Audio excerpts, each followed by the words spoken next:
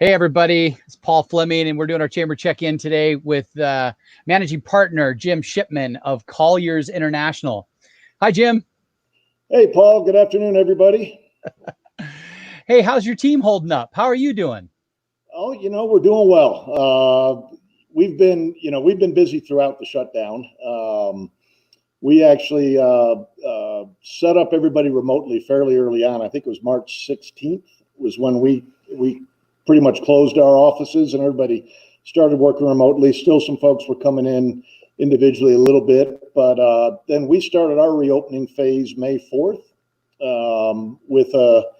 We have our own 4-step program following the governor's plan, and we started the first 2 weeks with a staggered kind of an A team and a B team, so alternating days. That way, if someone had become infected, they're not exposed to everybody. The other half of the company could keep coming in.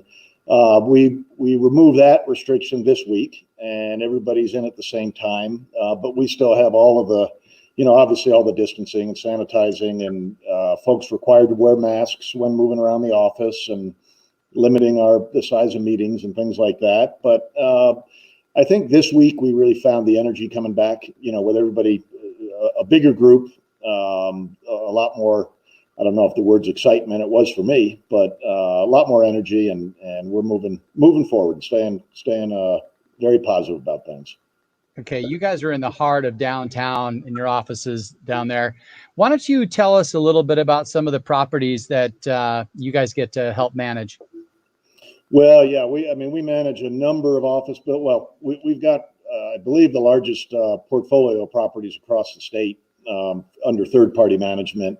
So we've got a wide variety: retail, industrial, office, and a number of office buildings that are still interesting. I think the office buildings are still a lot of them figuring out the reopening and how they're doing it and what they're doing. Not everybody reopened, in early May.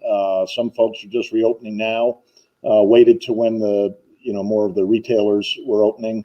And yeah, I sit my desk. I look right over the intersection of Capitol in front, and it's just, boys have been quiet, for the last couple months. Watching maybe 2, 3, 4 cars at a time come down Front Street has really been unusual, and it's good to see it picking back up. And I know you mentioned the property management. Our real estate managers just done a fantastic job. They've been working around the clock since day one, or really before this, before there's any shutdowns and everybody's asking. And now they're active in helping landlords and tenants implement all of the different safety measures. I read an article recently that I think it was in the ULI magazine that was talking about the biggest step right now. The biggest thing we've got is getting people comfortable again, emotionally, getting people feeling safe again. I think everybody wants to be back at work. Everybody wants to move forward to the next step. But people are doing it in different stages, and how they adapt to it. Yeah, I get it. Yeah, it's exactly what you're talking about. People are teetering on getting out of the house and going to restaurants, or just getting out and recreating.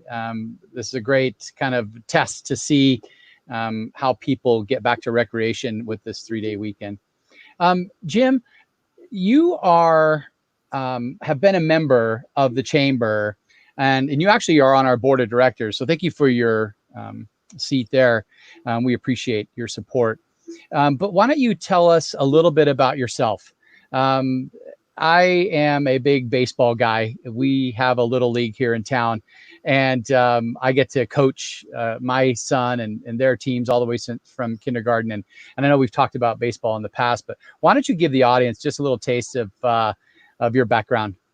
Well, you had to bring up baseball, so now this has gone totally off the rails. There's no real estate to discuss. Although, unfortunately, the hardest part of this shutdown for me is there's no baseball. I know. Memorial Day weekend, sitting and watching ball games, but that time will come. So a little bit about myself. I grew up, I was born in California in the Bay Area, but before I was a few months old, we moved to Brooklyn and was raised in the New York City area. in Brooklyn, and then just outside in Westchester County. And I've been progressing my way back west towards the Bay Area ever since. I went to school in North Carolina, and then I practiced law in Denver, and then I practiced law and ran a couple of different businesses in Salt Lake City, and now I'm out in Boise. And yeah, you mentioned baseball, so I'll have to touch on it. It's been a huge part of my life. I've got 3 boys that are all grown, all in their 20s, and they were all big baseball players, big athletes. So I ran a club, traveled all over the country with them, and then I coached Salt Lake City High School, East High School in Salt Lake for several years until I relocated up here. So I have always been involved in it, and I don't miss all of the hours of coaching. I'd be glad to come out and watch a game or work with a kid for an hour, but I don't think I'll get back into that full-time, round-the-clock coaching and traveling experience with it, because that was quite an endeavor. But yes, I've been in real estate. Actually, I started off, I went to law school and business school in Denver, University of Denver. Got a joint MBA, JD, and started off in the practice of law. I was a partner with a law firm in Denver, and then due to some family circumstances, ended up relocating and taking over a business in Salt Lake City, Utah, a manufacturing business that I ran for a few years. Sold that, got back into law with Parsons, Bailey, and Latimer, a big firm out of Salt Lake, and they have a presence in Boise and around Idaho and the Northwest. And got back in and did that. And then one of my clients, a group called Phillips Edison Company, one of the largest owners of grocery anchored shopping centers in the U.S., they were starting their westward expansion. I was representing them on all their development activities in the West. And they opened up an office in Salt Lake City. And then in 2005, I believe, asked me to come in and run their division of their ground up development, we did single tenant net lease development all across the country. I think we built over 60 Walgreens and auto parts and banks and things of that nature across the country. And then in 2016, I decided to make a change. My youngest at that point was off to college. He's about to graduate, and had an empty nest and looking for a new opportunity. And I ran into George Iliff, got connected with George, I should say, who's the longtime owner of Colliers here in Boise. And so I came up in October of 2017 and been loving it ever since. Well, we love having you here. Well, you guys have been members of the chamber since 1987, and so that community partnership is elevated. Thank you for that continued partnership.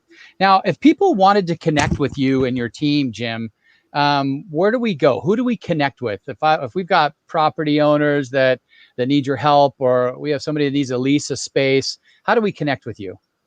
Well, obviously, I mean, all the usual ways. Give us a call, 208-345-9000. That's our main number. But we do have our website, or colliers.com. And through that you can link to the Idaho site. And I would say it's important to mention, a lot of folks think of our Colliers office as the Treasure Valley in the Boise area, but we've actually got, when I got here in 2017, we had an office in Boise where we are now, and we had an office in Nampa. And since then, we've opened an office in Twin Falls, one in Pocatello, and one in Idaho Falls. So we really cover the entire southern portion of the state. We do work in the north, but we just don't have offices in northern Idaho. But yeah, we've got just a terrific team of agents in all disciplines, whether it be investments or retail, office, industrial, land. Our property management even handles residential now. We've been doing a lot more multifamily residential, growing in that area. Yeah, we look forward to anybody who's interested. Come get a hold of us. I want to make sure that I covered everything on our call today. So you told us a little bit about yourself. You've told us a little bit about your Colliers International, the business here. And we talked about some of the properties that you help manage. And recently I read that you guys were recognized as a best place to work. Tell the audience a little bit about that. Yeah, it's something we're really proud of.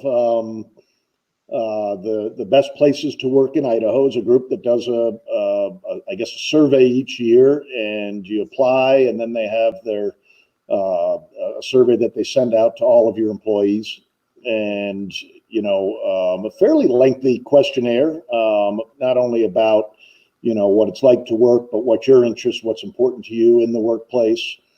They provide some very good feedback to an employer as well, and yeah, this year we were number 4 in the entire state of Idaho for medium-sized companies, and very proud of that. I think we do have a great place to work. We've got a really collaborative, positive team approach in the office, and I enjoy that. The shutdown's been hard for me because I'm a person who enjoys being around everybody, being in that team environment, and Me too. so I'm glad to have everybody back. Well, and I think another one of the high points is a lot of your folks that work with Colliers also volunteer in their community. I know, for example, Lou Manglos is just a great community partner as well. You actually also serve on the Big Brothers Big Sisters board here locally, and I'm sure a number of your team invest their time outside of the regular work. So yeah, that's something that's really important to us, is giving back and being involved in the community. A lot of folks do it individually if they have kids in schools or in programs, and folks like myself whose kids are grown and gone get involved in great groups like Big Brothers Big Sisters, the Boise Chamber. So we're very active in the community. That's awesome. Okay. Hey, and you also put on another event through the year that we love coming to, and thanks for doing that. It's your annual economic summit. Yeah. Do you have that thing scheduled this year? What's the word? Well, the word is I don't know. I lose track of years, whether it's our 16th or 17th Outlook Conference, our annual Outlook Conference. It is scheduled. It's in late October. I believe it's October 27th at the Boise Center. The plan, as always, we will have some terrific speakers and, interaction with a number of our folks, question and answers. The plan is to be live. We'll play by the rules and we'll see what happens. If not, we may be in a format like this, but we are planning on going forward with it. Unfortunately, we had a year ago we did an Eastern Idaho Outlook with our new office in Pocatello, and this year we were going to do one down in Twin Falls. Actually, it would have been yesterday. Our outlook there, but obviously we weren't able to do that, and we're looking to reschedule that. But it's a great event. We typically have between 400 and 500 people in attendance, community leaders, business leaders, from all around Idaho, and so we're fingers crossed it'll go without a glitch this year. I've met so many people at that event. In fact, I got to meet Mike Brown. That was with Local Construct. Right. At that event, maybe 4 or 5 years ago, and still have a relationship with Mike and Local Construct. They're doing some great things here as well. But anyway, Jim, I wanted to thank you for your time. It's so good to check in with you. I'm so glad your team's doing well and getting back to work. Plan A, Plan B. And I look forward to the next time that we can cheers. And it looks like we got the memo on the shirts. I didn't have any idea. Plaid wear today. So Plaid Friday. Yes, and you got the memo on the haircut. Oh wait, yeah, I did. Well, you've got more than I do. Jim. Well, thanks, Paul. Appreciate you having me. And I just, in parting, the one thing I do want to mention is, a lot of folks there's a lot of data out there and a lot of thoughts that are pretty anecdotal. One of the things I'll tell you as far as the economy and what's going on is that Idaho is in a great place. We have been. It's been a fantastic state, growing, the fastest growing in the nation for, I think, 3 straight years now. And when you dig into a lot of the data on businesses, rent abatements, businesses closing, it is so much better in Idaho right now than in so many other areas of the country. So we're blessed to be living in Idaho and working there these days. Yeah, absolutely. This is a very resilient state that we live in, and so glad we have access to recreation, and some great companies that are here to help support the economy. Thank you, Jim. Thank you for your time. Thanks, Paul. Have a great Memorial Day weekend. Enjoy yours as well. Enjoy your weekend, anybody that's watching. Absolutely.